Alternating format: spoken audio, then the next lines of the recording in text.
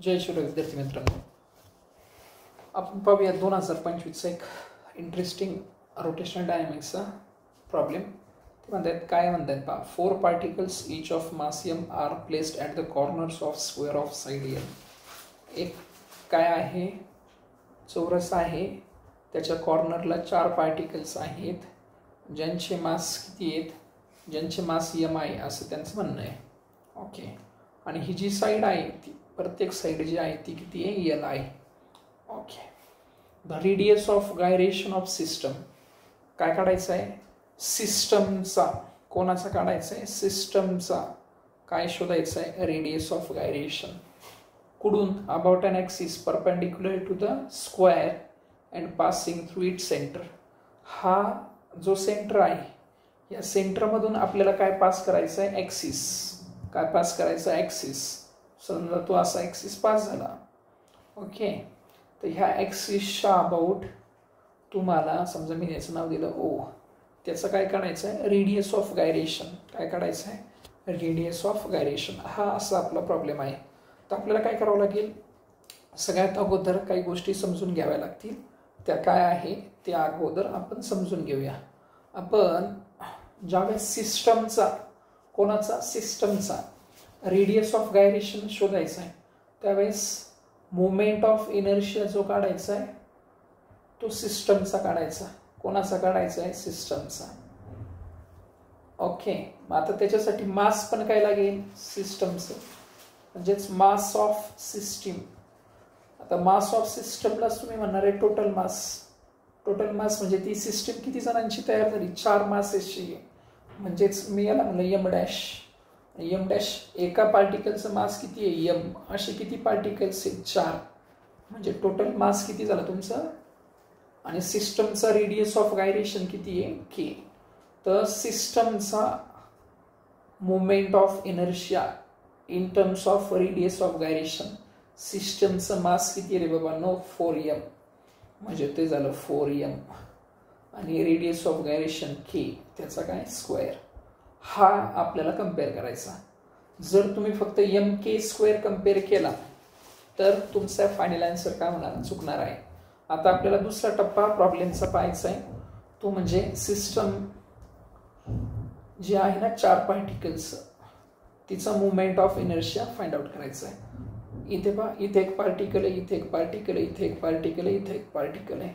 याला 1, याला 2, याला 3, याला काय नाव दिलं, 4 नाव देऊ. याला ए, याला बी, याला सी, याला नाही दिलं डी तरी चालेल. हा सेंटर आहे. हा कोण आहे तुमचा, सेंटर. हा डायगोन, इकडे पहा, ही लेंथ एल आहे, ही लेंथ एल आहे, ही लेंथ एल आहे, ही लेंथ एल आहे. याला नाव दिले आपण ओ. हा जो डायगोनल तुम्ही ड्रॉन केला ए सी, हा डायगोनल काय ड्रॉन केला तुम्ही, ए सी. तर हा ओ जो पॉईंट आहे ना, हा मिड पॉईंट असेल. ओ पॉईंट कोणाचा मिड पॉईंट असेल, ह्या ए सी डायगोनलचा. ओके, आता आपल्याला मुवमेंट ऑफ इनर्शिया काढण्यासाठी काय लागतंय, I is equal to M R square. Mass समजा याचं काढायचं आहे, याचं मास माहिती आहे आपल्याला किती आहे, एम. आणि ॲक्सिस ऑफ रोटेशन कुठून पास होतोय, ओ पासून. ओके, म्हणजे हा आपला ॲक्सिस ऑफ रोटेशन आहे, हा इथून पास होतोय.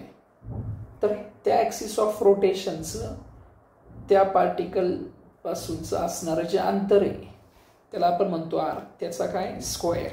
मग आपल्याकडे आर आहे का, नाही. आपल्याला आर शोधायचा आहे. आर म्हणजे काय, ओ ए किंवा ए ओ. आता ए ओ कसा मिळणार आहे, तर आपण डायगोनल ई बी काढू. काय काढू, डायगोनल ई बी असा, आणि त्याचा हाफ केला का तुम्हाला हा भाग मिळेल. काय करतोय, हाफ केल्यावर तो मिळेल. मग आता सगळ्यात अगोदर आपण एक त्रिकोण विचारात घेऊ. काय विचारात घेऊ, ट्रायंगल. कुठला ट्रायंगल, इकडे पहा, इथं दाखवतो मी, भरभर भरभर पहा. हा ट्रायंगल ए बी सी, हा राईट अँगल ट्रायंगल. ही एल ए, ही एल ए. याच्यात पायथागोरस जर वापरला तर कर्ण वर्ग बरोबर, म्हणजे कुठला, ए सी स्क्वेअर बरोबर पाया वर्ग अधिक उंची वर्ग, L square plus L square किती झाला, 2l स्क्वेअर. जर आपण स्क्वेअर रूट घेतलं तर हा किती मिळाला, A C is equal to √2 times L. A C, पूर्ण ए सी मिळाला. पण आपल्याला हवा आहे काय, आर. आर म्हणजे काय, ए ओ म्हणजे काय, 1/2 ए सी.